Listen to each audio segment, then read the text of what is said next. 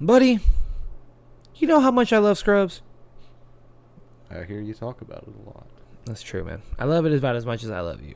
And for that reason, I'm going to tell you about Scrubs. Let's hear it, man. All right, dude. We're going to talk about a lot of things. We're going to talk about JD's love life because my dog gets down. And one of these episodes is strictly just him getting down, dude. It is called My TCW, a.k.a. Tasty Coma Wife. That is the nickname. Yeah, we'll get to it. Okay. My TCW is the 18th episode of Scrubs in the second season. JD starts a relationship with TCW, the Tasty Coma Wife, Jamie Moyer, a.k.a. Amy Smart. Dr. Cox doesn't receive any attention from Jordan in his relationship, and Elliot and Paul and Turk and Carla fight about their relationships. Now, one morning, as Carla gets ready for work, JD practices kissing with Rowdy, their stuffed dog that they've had for years.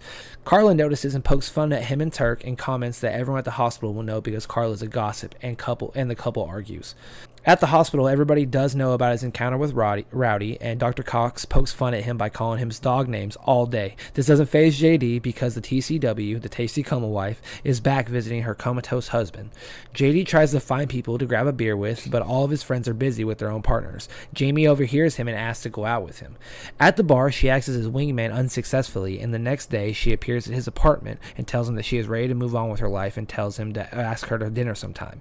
Back at Sacred Heart, JD has some reservations about starting a relationship with Jamie, but eventually goes ahead with it. When he tells Carla, Turk, Elliot, and Dr. Cox about this, they unanimously condemn him for going out with a woman who has a sick husband, is still very much alive.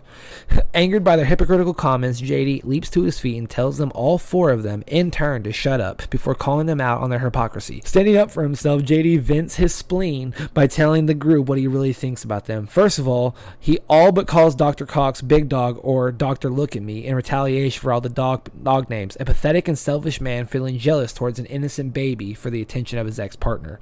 Then he tells Carla and Turk that they are cowards who would rather run away from their problems than face them together like adults.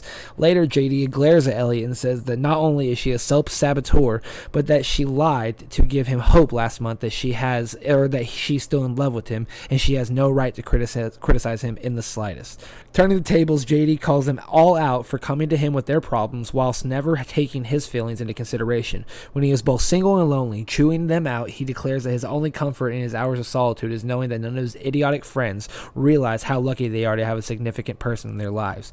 With the rant over, JD storms out of the cafeteria. Laverne, seeing his attitude, quickly asks if she missed something good, but the others stare at her, and it's just awkward. JD ultimately takes Jamie up on the offer to go out to dinner, but does not go back to her place because he doesn't want to move on too quickly, and he decides to spend the rest of his night pondering his singleness at Sacred Heart.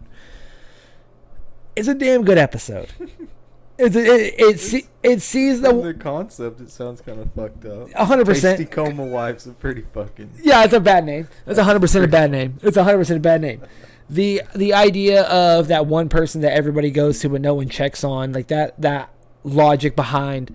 Yeah. JD just being as lonely, and they'd be like, "Oh, I'm so mad." Like, you have no idea. I would love to complain about somebody that loves me unconditionally, like that I know isn't gonna leave. This, and it puts life in perspective for a lot of things. And I think this is one of the things that solidifies Turk and Carla's relationship, that helps them get married and move out, because they're like, we can face it together. Like, we're adults. This, that, and the other. It's one of my favorite episodes. Because JD doesn't stand up for himself but maybe 5 to 6 times the entire series.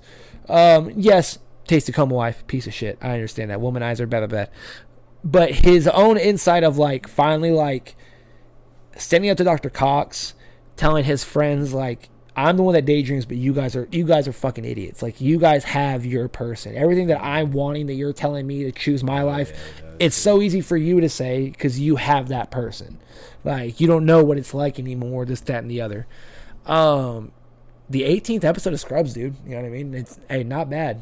Not bad for an 18th episode, Ladies and gentlemen, I hope you have enjoyed this Scrubs recap, because I know I have, and I think Ray probably enjoyed it at 2 out of 10. But I'm Doug McDoubles, and we'll see you guys next week with another Scrubs recap.